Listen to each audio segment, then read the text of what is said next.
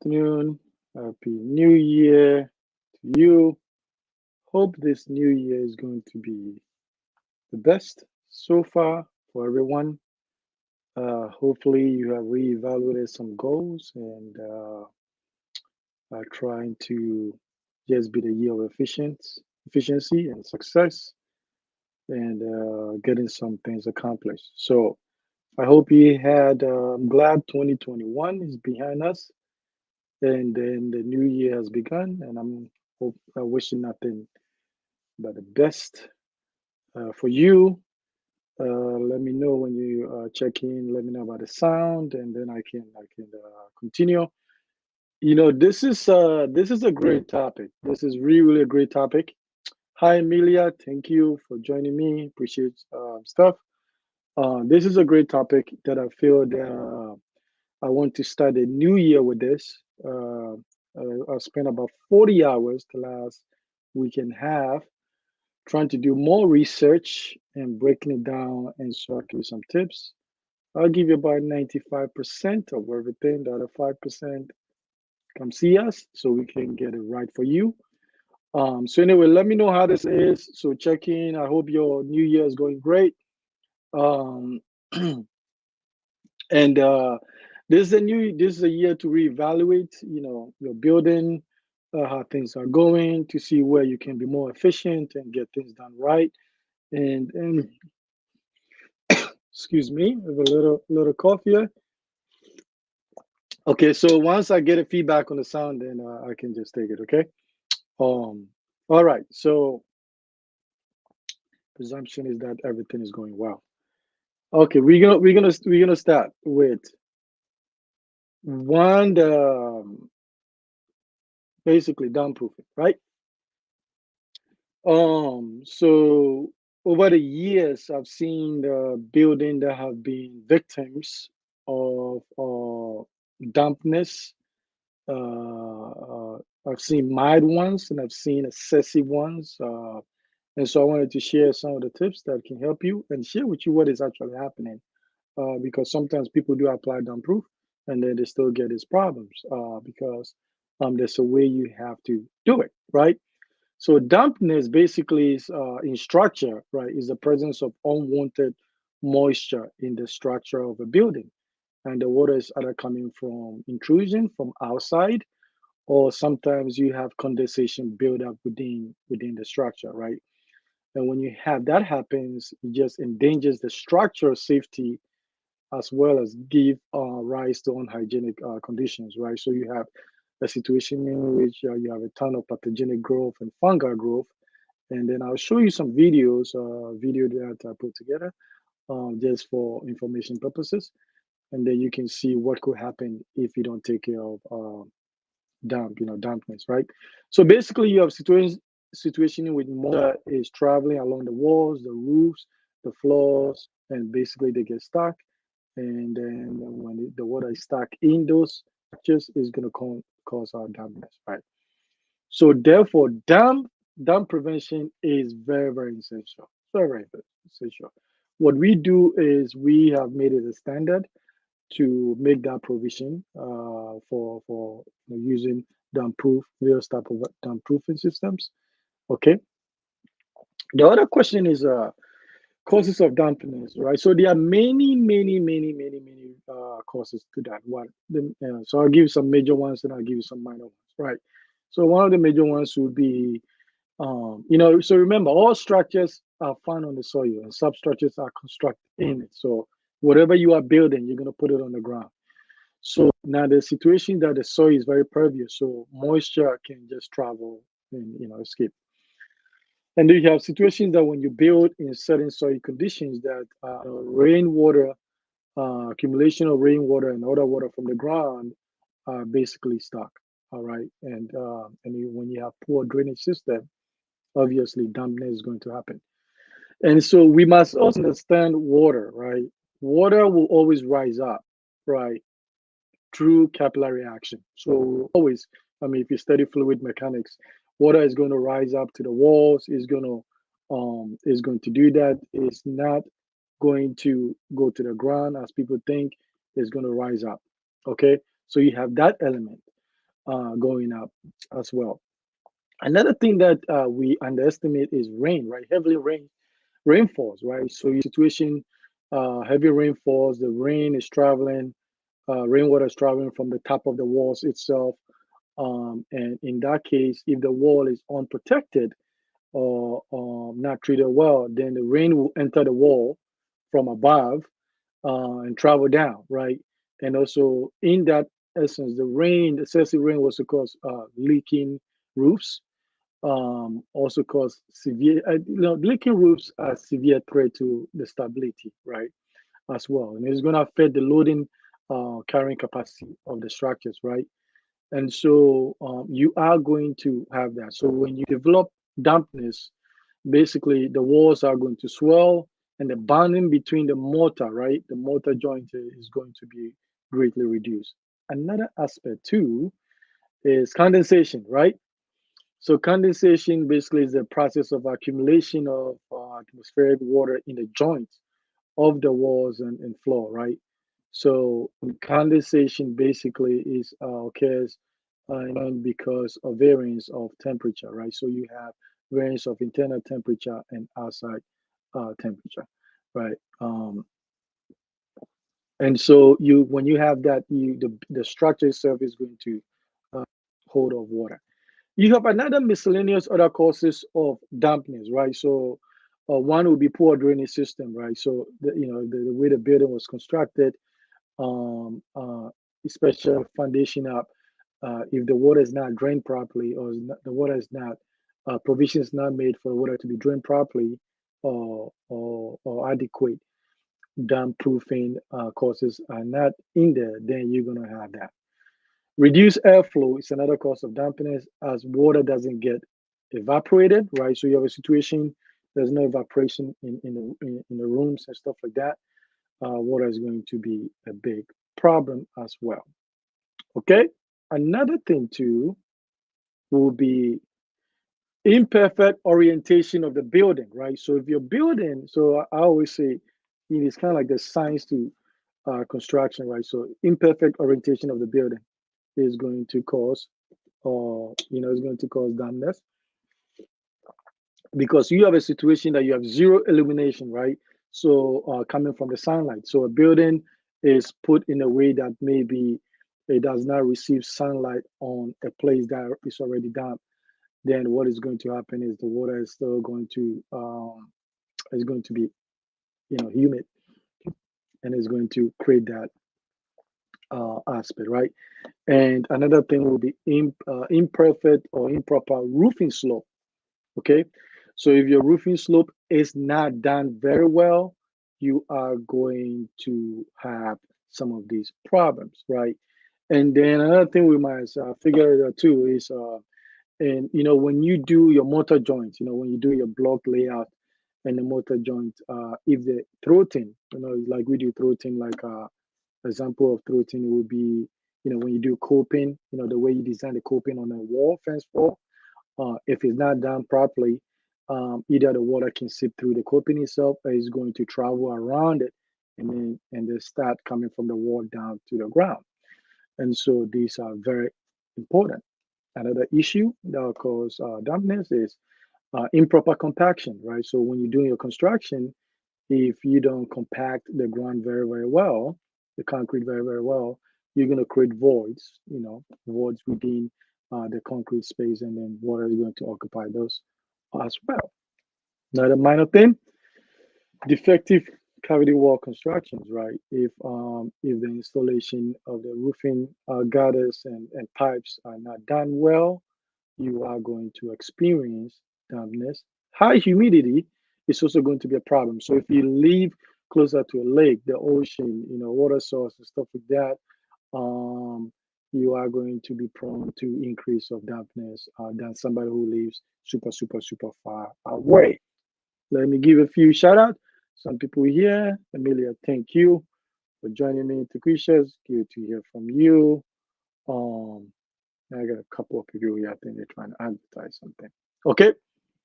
Now, what are they? So we're gonna move on to this one, which is effects of dampness. Why is dampness a big deal, right? And after I'll show you a small video after like maybe 3 minutes into it. Because if you have dampness, basically you are going to have an increased level of pathogenic bacteria, which is going to build up. You're going to have fungal colonies build up and give rise to breeding mosquitoes, causing unhealthy living conditions like asthma, right, tuberculosis, and all kinds of stuff. And also, you are putting yourself potentially to promote growth of termites, right, and pathogenic bacteria. So dampness is a no-no. And also moisture, like moisture, water, man, water will eat up everything, right? It's kind of like salt. So it will cause rusting and corrosive of metal finishings, right? Which is attached to the wall, the floors, and the ceiling joint. And so it's important to be able to do that. So you don't want to have a house and you see all these patches of paint, filling off and stuff like that, right? And so, like, if you have a continuous presence of moisture, your cement blocks are stones, tiles, those things are going to come up. They're going to be separated, and then you're gonna have a reduction of strength, structural strength, and stuff like that. So this may affect the loading of the building. And so, and sometimes you see your floor will eventually get damaged. I'll show you this video, and then I'll just tell you kind of like what is going on. Okay. So as you guys can see, in the video, you see the wall or the wall paint. That's the bathroom. It's already peeling off, falling off. And it looks like what has happened is they tried to treat it again and repainted it, and it happened for the second time. How people are dealing with this is basically trying to tile it over, which is a bad idea. To do block stonework to hide it. The goal is to stop the water, not to put a cosmetic coverings on that, right? So you see that's getting to some of the ceiling here as well, even in the porch area. You can see on the base of the porch, you see that aspect as well. You see the peelage. You can see some growth of the black stuff over there, fungi and stuff like that. Um, and then this is also an example of a bunch of stuff going on here, improper sloping. Also, the orientation, I think that side is probably not receiving sunlight. It was not treated, and a bunch of stuff going on at the same time. Building itself, building itself is very, very, very, very expensive. And to get into a situation that you are dealing with the effects of dampness, then it's like it even makes it, you can see a situation which this one here, the beam was not constructed well. You can see there's cracks in the beam. So, this is from a situation where the person was living outside, have somebody take care of the property, and the person, this is what they got, right? You can see the effect over here. This is just an eyesore. This is one house. So all this thing is just one house. You can see the bathroom, the paint is, peeling off, and all kinds of stuff is going on. Probably it's only a matter of time. Then those floor tiles are going to pop out from the ground. So you see, it's a whole different thing. So in this video, the condition are basically on the ground, and also from up, you can see what the drip, water is dripping from the top. So probably a bunch of stuff going on, improper sloping of the porch, roofing gutters not properly installed or wrong size are used, the sloping of the roof, and you get this kind of stuff, right? Um, you don't want your building to become casualty of this. And this thing is a big problem. If you're building in Ghana, it's a big problem. For us or our construction company, what we do is we have just basically said, we are going to treat everything we do with dampness in mind. So we're going to provide various type of waterproof membrane to deal with that. I think I have a question here. Say, do you recommend building foundation higher to avoid water damages? So how high should your foundation be? That is one aspect. but the question is that there's a couple of things that which I'm going to get into as I go further down. Is is that there's a couple of things that you have to do. So it's not just elevating the house. So maybe you elevating the house just to deal with a runoff, right? So excessive water coming from a place that is flooded, and stuff like that. But just building elevated foundation is not really going to prevent you from capillary action of the dampness water rising up. It will get there eventually. That is the nature of water itself. So, but I'll go deep on some of the steps how we can do to mitigate that. Okay. Yes, yes, yes. There's a lot of homes with mold and black. You don't want that, and stuff like that. And people think they can repaint over it or maybe do some tiles, no, tile over it and some stonework. But that is just cosmetic. It's not stopping anything. Those things are still built up. So the most important thing is to just deal with it. And I think sometimes too, people try to cut corners. And we try to cut corners, you end up paying, like this person unfortunately did, having the right people take care of their product, right? So when you're looking at some of the damp-proof materials, right? There's things that you should look for. Okay, the material you're using should be impervious, so nothing should go into that materials. So that is what you want. Excuse me. And so the materials you're using should be very, very strong, capable of resisting the superimposed load without effects or failure. So basically, when we do the plastic membrane or the damp-proof plastic membrane, when you pour the concrete, you want to make sure the concrete are not penetrating and creating holes in there. So you want to use the one really strong, right? The material must be very, very durable, and it should have the lifespan as that of the structure. So because if you're trying to replace it, as you move into the house, it becomes really, really difficult to make remedies. So the material you are using for a damp proof must last the lifespan of the building, right? So if somebody's telling this is a temporary thing, there's probably a fake. There's some fake ones products are there as well. And the material should not be adhesive to water. So it should be a water repellent, but it should be adhesive to the concrete and the brick. So you must have a differentiation between us. So it should repel water, but the material must bound to concrete, right, and the brick. And so that's very, very important. Now, so that is the characteristics of what it should be. Okay. Hi, Leslie. Thanks for joining us. Okay. So another one is methods of damp proofing. All right. There's so many of them. There is one depending on where you are applying the damp proof. There's one method called hard bitumen, bitumen. Okay, it's a material. It's a flexible material that you can be used. It has a thickness of about 3 millimeter. It's placed on the bedding of concrete or mortar, right, in the hard condition like our part of the world. And so you place it on the bedding itself. Another one too is called mastic asphalt. It's a semi-rigid material which is impervious and is very, very durable. Okay, it's a mixture of asphalt and sand and some mineral fillers in between, and so it allow for fewer distortion. And so you put it on the superstructure, right? And you laid it on that. Now there's another thing too. There's another material. There is a cement or concrete, right? So it's a mixture of a concrete mixture, right? It's a ratio. The ratio consultation is a ratio for the cement concrete that is going to prevent the highest level of prevention of dampness for the concrete. There's a ratio. Okay.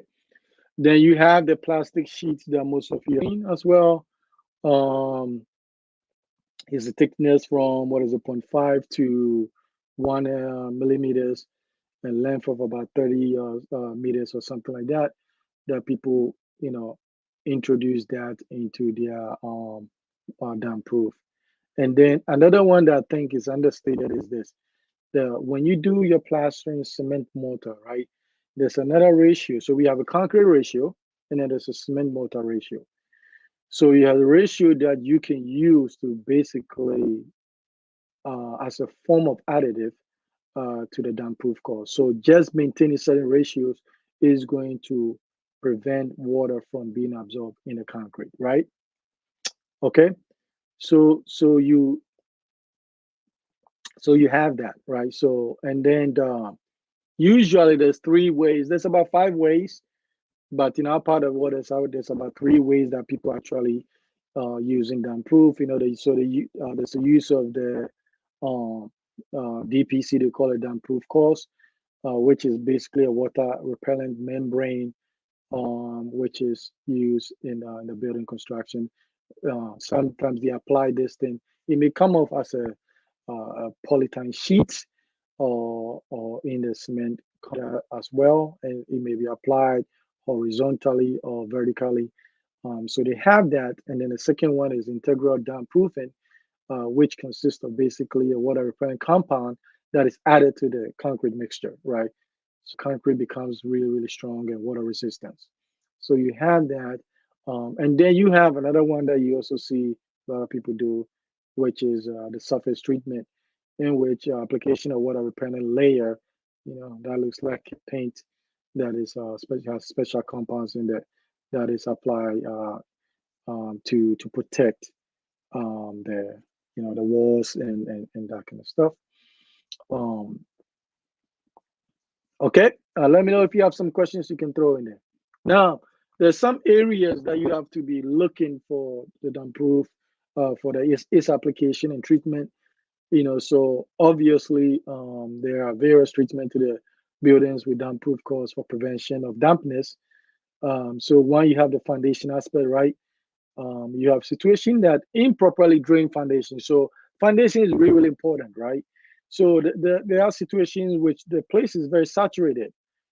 So there's a way you have to do your foundation, and sometimes you have to introduce um, a, perforated pipes system along the foundation. So basically, and then channel do a slope, and then you have these PVC pipes in there, and so it's taking some of the excess water that is in the foundation and pulling in there, and you are dumping it somewhere far away from the house.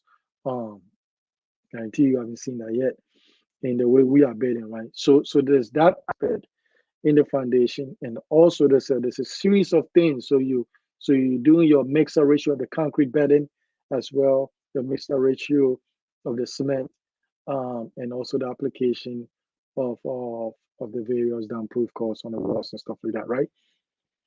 So that's foundation, very important. And I think people are just doing some foundations, neglecting a bunch of stuff. Uh-huh. Tomodachi, thank you. I hope all is well with you. Appreciate you joining us. The other aspect is flooring, right? Flooring damp resistance, so it's very good. There's a bunch of options here for flooring, and I found out the 3 combination series that makes the water damp proof almost impossible to happen and stuff like that. Consultation for that. Also, so when you're doing your flooring, right? So it becomes really, really important what you applied, um, when you apply them, and also if needed, whether there's a secondary options as well, right? Because if the flooring start having this problem, your ties will come up. It will eventually come up. Okay. Then another one. So we deal with a foundation, right? Work we deal with flooring. Then another one. So flooring, I would equate flooring to also like decking. When you're doing decking, you're doing rooftop decking. Very, very big. Rooftop decking, flat roofs are very notorious for leakage. And there's a bunch of stuff you have to do, not only design, but also the treatment and how you have to treat it and stuff like that. So there's a bunch of stuff, and hopefully your builder is well versed in this area to be able to execute. This is not just, excuse me, I have a little bit cough. It's not just about just going out there and just buying the material and just applying them. It's just understanding what you're doing, and also the skills and be able to effectively uh, make sure that is actually going to remedy or prevention. So the goal is actually prevention. It's easier to prevent them than to remedy them, right? Okay, so you have that. So then the last one will be damp-proof cores for walls, right? um, and walls to, like, when you do your coping, the external surfaces, when I'm talking about the ratio of the cement ratio, and also, the mortar joints, right? Water is a notorious place for getting there. That is the easiest place for water to get in, and it's going to separate the walls and weaken the structure, right? And so there's a way that you have to construct them, and when you do your coping, to make sure you're getting water, excuse me, away from that as well. And so, for roofs, becomes a roof terrace becomes a big issue. And what is the application? What method are you using? For that, how to, sometimes people will cut costs. This is not those areas. Just use the maximum. We tend to exceed a little things a little bit, because pay now and have a peace of mind for later. And so this is where your adequate sloping becomes important. When your sloping is good, not just for the house, not for the balcony, but for the roof as well. And make sure your gutters the adequate size. And because some areas in Ghana, it rains heavily than others, and the sloping of your roof is going to either basically control the rate of the water coming to the gutters, and all those things, many little things that you need to consider before you do these things. It's not for everyone, and you don't want to have damp issues. This building, the video that I just sent you, this is a big problem. It's going to cost a lot of money to remedy. Every room in the house had issues. You have ceiling issues, you have walls, you have groundwork, you have interior, external, you have landscaping. You have it's just not just feel bad for the owner. And so, and then when you start seeing dampness, that means the problem has been going on for many months or years, because it takes a while for you to actually start seeing the evidence of stuff going on. And so you can't just treat one spot. You just got to do a comprehensive job. And so, because maybe other areas in the house is already experiencing that, you might not know. And it's a way you can go around and check your building, even without visual, to see that the walls are already saturated and stuff like that. Okay, come talk to us about that. All right, let's go ahead and see if we have some questions. Felix, Ike, thank you. Ike, in Nigeria, we tally is not the best method to solve the problem. Correct, it's not. So basically, when you tallying it, it's not that you stopping the capillary action of the water. You're just hiding it, right? You're just hiding it. So maybe you are tallying it in a sense that you don't get the external impact of the water, but then if it's coming from underground, all right, or maybe if it's coming from up, the rain hitting the side of the wall, then if not careful, on top of the tiles becomes a situation where water actually will sit there for a while and maybe get access behind that. So there's a bunch of, and I think the tiling one is the laziest way to go and stuff like that. Most people don't do that. You have to really stop the water, and there's a stuff that you have to do because water will travel up. It will, under the right condition, water could travel up from the ground all the way to your ceiling, right? And so it's just capillary action, fluid mechanics, right? So it will happen. So there's a bunch of stuff that you need to do um, to make sure you are stopping the water, right? You want to stop it, not do a cosmetic job, right? And the video that I showed earlier, what they were trying to do was basically trying to do the cosmetic by just, okay, if we tile it, then we don't see it, right? But I've seen tile fall off before. I've seen beautiful homes that was bought for hundreds of thousands of dollars, and when they did the what is it, the renovation, I think the builder was trying to cut corners, and I've seen those homes. Eventually, the living room tiles are just popping off the ground, which becomes like a safety hazard, right? Becomes very difficult to treat. So don't take corners. Use the right people. Use the right people to prevent this thing, because once you start having dampness, it becomes a really, really big issue, and unhygienic and unhealthy way to live, right? Especially when you put a lot of money into that. So the stone work and the work is just cosmetic. It's not. It's just visibly hiding the stuff back. Trust me, the water is still rising behind those walls until you stop it, right? You got to stop. So this is a ton of stuff. I've spent the last week and a half researching some of these stuff, and so it is not as basic as people think. Water has so many ways of getting to structure, so many ways, and so you, just by the way you build alone, can eliminate some of the problems, and then using the dump-proof material, the right dump-proof material for the right treatment, um, and stuff. So not only the quality of the material, but the type of the material, and also the expertise of the person that is applying them. And then you can just go and have your flat roof without leakages. Um, you can not have roofing leaks and separated walls, and because then at a certain point it becomes a structural issue. Okay, sorry for the long lines. Hello, Queen's Home. I hope you are doing well. So this, I think, has been very, very helpful. I hope it's been very helpful for you, because this is the year that we want to reevaluate our bidding, team. I think you should, because what do you want to do? You want to be efficient, right?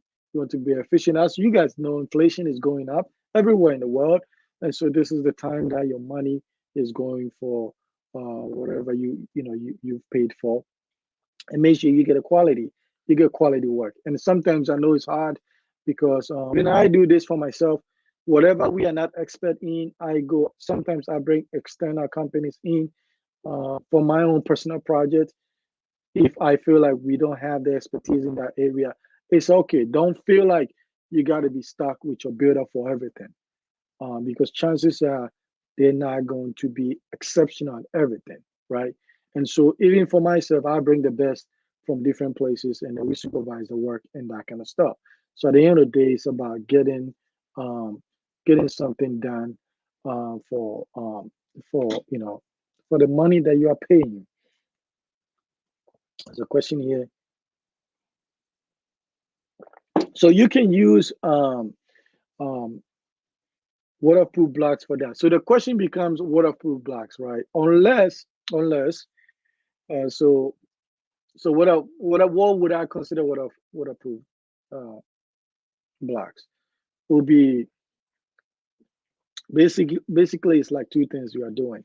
You have introduction of damp-proof materials, i.e., some compound in the mixture of the cement for the blocks.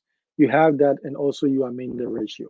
So let's say if you have that and then you maintain the ratio, that'll be adequate for the blocks, right? And also it's about the mixture must be good. Okay, so it has to be mixed well so the block is even, right? And so if you can do that between those two, yes, that could, yeah, that will stop, the water from capillary action from rising and stuff like that. So the question is though, you probably have to make those blocks. If you buy from somewhere, there's no way, uh, there's no way you can guarantee whether they maintain the ratios that was needed. There's no way. We buy cement blocks all the time, and some are crap. So sometimes we make our own cement blocks. And so if you want to go that route, you got to develop your own, right? And then you can guarantee that the right amount of chemical was used. Okay.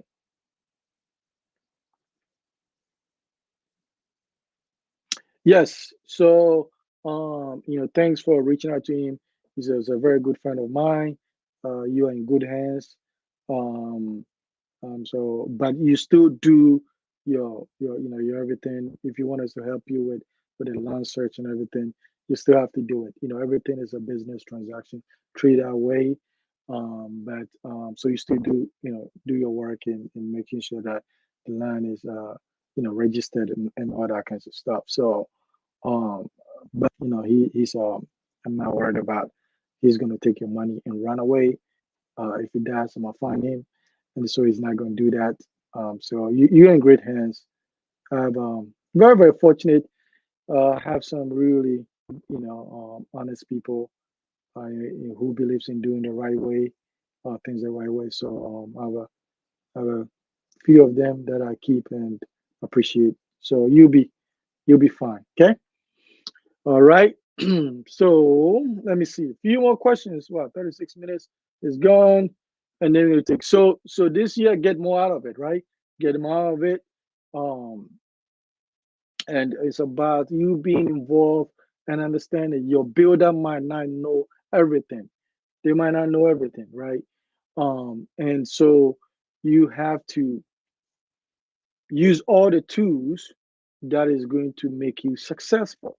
You have to, and sometimes it's outside your building team, which is fine, right? You can't, and we are here. We are here to, to help you navigate, some of the stuff that you need to check out our website, see the services. At least I would say, buy the building guide. That is going to help you. That is a must, and I'll keep saying it. It's a must. The order that people are building is not efficient. I see it all the time on YouTube. I'm in a predicament that I could never give an input on somebody's videos. Even when I see something, I say, hey, you might want to take a look at something or do it this way. I just can't because some people feel certain way. Now, if they reach out to me, we can talk. But I just see a lot of things that is not productive. And it's you see all kind of mortar on rails, on POPs, on glasses, on doors, because um, you know, it shouldn't be like that. It really shouldn't be like that. If they understand following the order, it shouldn't be like that because you buy a brand new luxury nice door and then your POP is on the door and you can't peel it off. You really have to scrape that thing off and it's going to affect the finishing, right? So these things are really, really, really important. They're really, really important. You're going to pay the money, do it right, and do it with less hassle. So for me, I look for informations in different continents, all the stuff, trying to create some masterpiece. So you don't have to feel like you're tied to your particular builder because what he knows and his experience, what they can deliver. They can't give you something they don't know. So expand your knowledge base, and trying to get the best for you. Okay.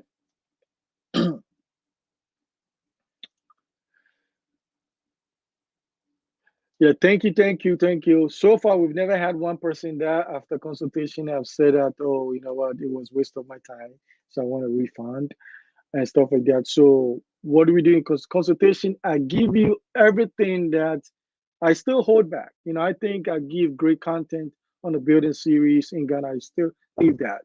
Um, but there's certain things that I hold back. And so when you come to consultation, you get a full package. You get to really understand uh, a lot of range of options, and stuff like that. So that is where you get everything. There's nothing that you don't get obviously within the hour or whatever the time frame. But you will get everything that you need to know, and that's going to help you. And if we could help you certain things, I'll tell you if we can. I can forward it to somebody that could help you. I'm not trying to do everything. I don't want to. Uh, we're not an expert of everything. We are very very good at a lot of things and great at some and stuff like that. But if we don't, if I don't have you know the expertise over there, we'll get somebody and then we will supervise and make sure the job is done for you. So you got the consultation is real, and I'm building my own to show you that I'm implementing, some of these stuff. And some things I can't really talk about. That will come down the road. as I'm building my own stuff and taking my time and doing it right. Because, like I said, either way, at the end of the day, you are going to spend the money, but do it right, and so you can enjoy have that house that is unique with problem free. Okay.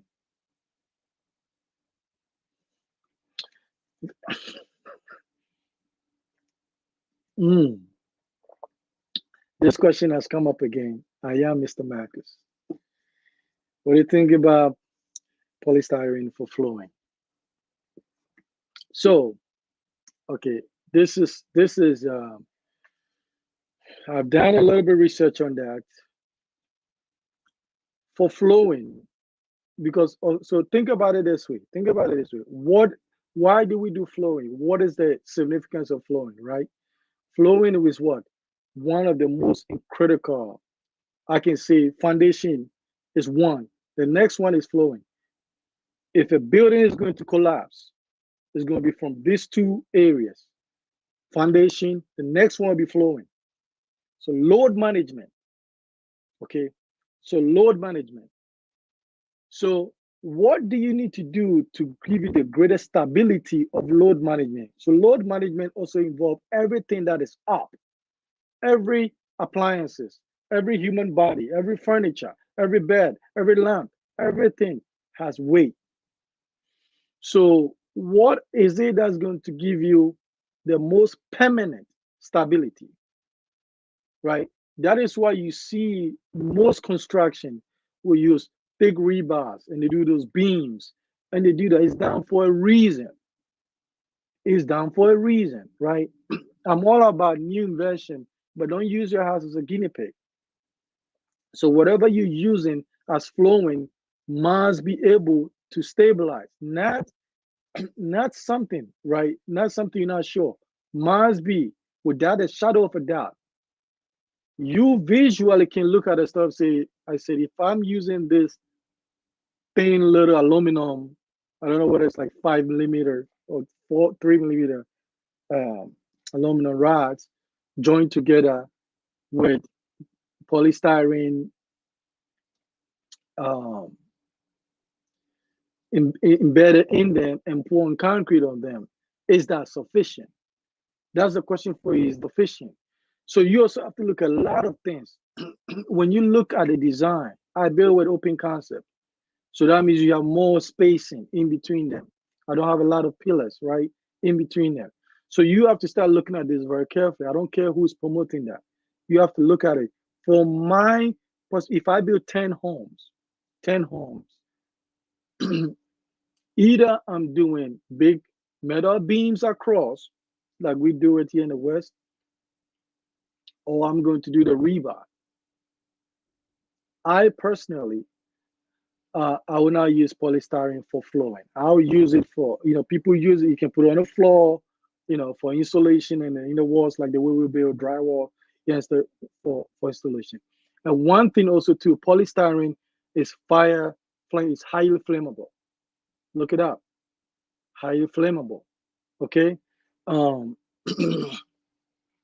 and so you have to look about those things about structure, load management, and the weight of everything that is going to hold up there.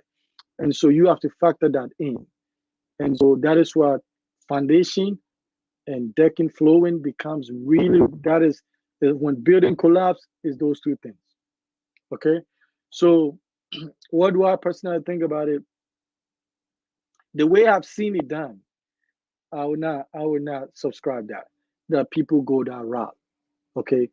And that is a challenge for the viewer sometimes, is that there's so conflicting messages about certain things.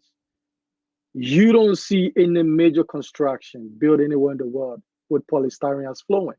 You don't see it. You really don't see it.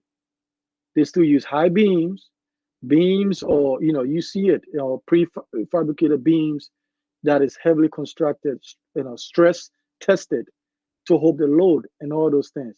And so, listen, be careful. You know, be careful. I wouldn't do it. You are here asking me the question. I wouldn't do it. Um, I wouldn't do it. For now, I wouldn't. If that changes, if more research comes and that changes, I will come and correct it. I'll come and chop out this part from it. But I wouldn't do it for many of my building and stuff like that. We're still gonna use either prefabricated beams done well, or we're still gonna do our bed of iron rods and do our beams and measure that, because you also have to factor the layout on the ground, and stuff like that. Because even the first house, I have 25 feet of space, or without like a pillar in between that. So that means that your beam and we actually increasing the size of some of these um, rebars and stuff like that. So we want that thing to last forever, man. That is how we build. We want this thing to last forever. I'm not going to be experimenting with some new thing that just came up. And people, you got to be sometimes be honest with the situation. So listen, maybe this is what I want to do because of money constraint. Yes, money is not unlimited for most of us. So there will be sometimes you'll be building, and then you may have to, manage. Everybody does it. But structure, now you go with the best materials, the one that has been proven without a shadow of doubt that is going to work. So I am Mr. Marcus. That is my thoughts on that. As for flowing, I wouldn't use it for, especially with the flowing with a whole different structure, and somebody's living over there like an occupied space with all the furniture and all the load and stuff like that. The way I've seen it being done, I don't think is adequate. I've heard other people look at it, engineers look at it, and they said it's not adequate either. So I wouldn't roll with that. Okay. Akosi Asafo. Thank you for joining us. All right, if you have a few questions. So dampness, you have to this is the year for you to win, right? This is the year for you to win and just um change a little bit things to get things more done. Look outside your comfort zone for information, and it don't make it a personality thing. The goal is what is it that you want to accomplish and who can help you. Um, and maybe in the process, you might like the person as you build and stuff like that. So, but it's not a feel thing. It's not the feelings will come after you build a house and you've done well and it looks great and meets all your hopes, dreams, and aspirations. Then you can all be emotional about it. But it's a mind thing, right? Because money's at stake, and you're working so hard for your money, and you want the right thing to be done, right? That's all I push, the right thing to be done. Whether it's us or somebody, the right thing needs to be done. We don't want corners. We don't want you pay more and get less. And so we are pushing the narrative and say, listen, uh, this is the standard. We are raising the standard and say, this is what people need to build. This is what people demand. This is how you do it. Um, there's no substitute for quality. It's not true. Quality is quality. And stuff like that. So you just have to be, don't be too gullible. Okay. We've been around a little bit. We're not new to these things. We've learned a lot even from the first project and other projects, and we're always trying to be efficient and make things better. So we always proving. So if something comes up, we we hear new materials, technology is changing a bunch of stuff. Um, but one plus one is still two, right?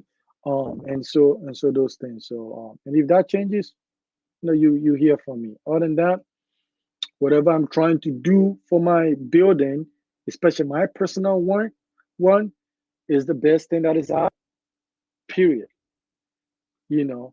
And so because I wouldn't use anything less than that. Okay. So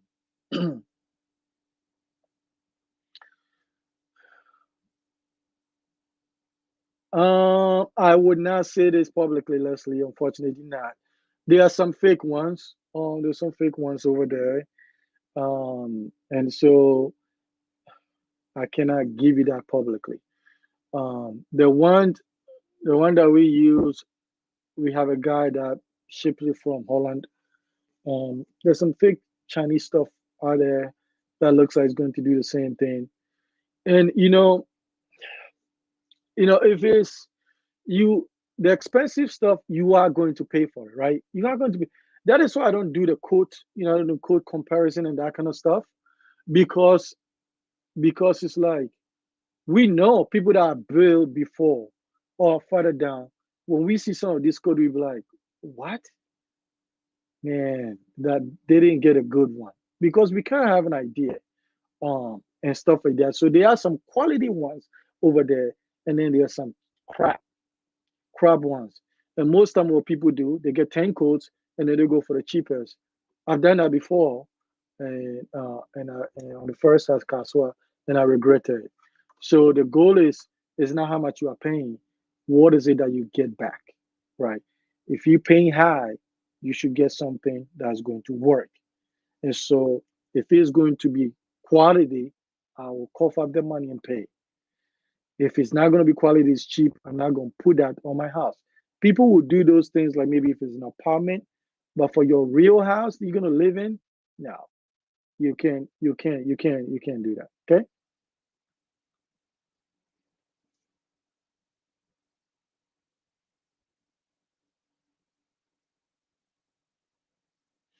Maybe African. No, I have not heard about anything. So you get 50% discount. So I mean, what is in the contract? um and the catch is he wouldn't deliver your house on 2 years later, 3 years later. So are you paying them the money to build? Are you paying the money to build? Because if you're paying them the money to build a whole house, shouldn't if you bring the money up front, you can build even a 10,000 square foot house. You can get it done 6 months. If you bring the money up there, you can do that. So I don't know why it's taking 3 years. So read a contract, very well. And I haven't heard about anything about 50% discount. It sounds really good. Um, I don't know what the catch is though. I don't know what is in there though. Um, would I personally do it? No. I mean, 50% is very, very generous. So I don't know. So look at the contract very well, uh, and stuff like that. And I will tell my African American brothers is just uh, people are generous, but they're not that generous. Okay, they're not generous. So the question is, why wasn't it offered to the locals as well? Probably maybe the locals can know that something's a little bit fishy, and so we have to be careful. And it's for some of the African migrants to actually help our brothers and sisters out to understand what is it that's going on, so they don't put themselves in a situations that becomes victims of whatever that's going on. So I don't know. So read a contract, and I would say, listen, just I don't have seen freelance, and I read the indenture, and that indenture has so many loopholes like a fishing net. I wouldn't do that either.